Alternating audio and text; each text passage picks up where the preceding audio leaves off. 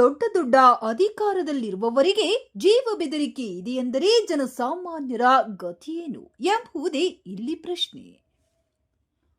ಉಪಲೋಕಾಯುಕ್ತರಿಗೆ ಜೀವ ಬೆದರಿಕೆ ಹಾಕುವ ಮಟ್ಟಿಗೆ ಭ್ರಷ್ಟರು ಅಕ್ರಮಗಳನ್ನ ರಾಜಾರೋಷವಾಗಿ ನಡೆಸುತ್ತಿದ್ದಾರೆ ಅಂದ ಮೇಲೆ ಇಷ್ಟು ದಿನ ಕಾನೂನು ಬಾಹಿರ ಚಟುವಟಿಕೆಗಳಿಗೆ ಬೆಂಬಲವಾಗಿ ನಿಂತವರು ಹಾಗೂ ಅಕ್ರಮಗಳಿಗೆ ಕಡಿವಾಣ ಹಾಕದೆ ಅಕ್ರಮ ಚಟುವಟಿಕೆಗಳಿಗೆ ದಾರಿ ಮಾಡಿಕೊಟ್ಟ ಜಿಲ್ಲಾ ವ್ಯಾಪ್ತಿಯಲ್ಲಿ ಅನಧಿಕೃತ ಉಪ ಖನಿಜಗಳ ಗಣಿಗಾರಿಕೆ ಮತ್ತು ಸಾಗಾಣಿಕೆ ತಡೆಗಟ್ಟುವಲ್ಲಿ 3 ಜಿಯೋಲಾಜಿಸ್ಟ್ ಅಧಿಕಾರಿಗಳ ವಿಫಲತೆಯ ಬಗ್ಗೆ ಹಾಗೂ ತನಿಖೆಯ ಬಗ್ಗೆ ಮೇಲಾಧಿಕಾರಿಗಳಿಗೆ ಹಲವಾರು ದೂರು ಕೊಟ್ಟರೂ ಯಾವುದೇ ಕ್ರಮ ಕೈಗೊಂಡಿಲ್ಲ.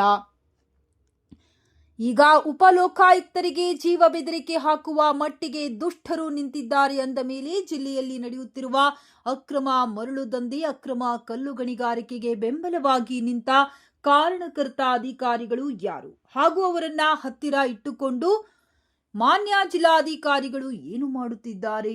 ಇಷ್ಟು ವರ್ಷ ಕರ್ತವ್ಯ ನಿರ್ವಹಿಸಿದರೂ ಯಾಕೆ ಕಡಿವಾಣ ಹಾಕಲಿಲ್ಲ?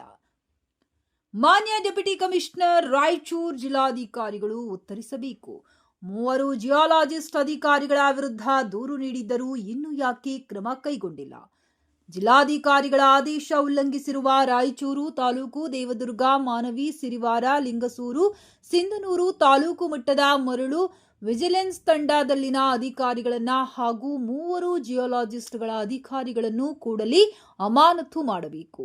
ಮಾನ್ಯ ಎಸ್ಪಿ ರಾಯಚೂರವರು ಲೋಕಾಯುಕ್ತ ಅಧಿಕಾರಿಗಳು ಕೂಡಲೇ ಅಕ್ರಮ ಗಣಿಗಾರಿಕೆಗಳ ವಿರುದ್ಧ ಸೀಸ್ ಮಾಡಿ ಎಲ್ಲಾ ವಶಪಡಿಸಿಕೊಂಡು ಸಂಪೂರ್ಣವಾಗಿ ಕಡಿವಾಣ ಹಾಕಬೇಕೆಂದು ಒತ್ತಾಯ ಮಾಡಲಾಗುವುದು.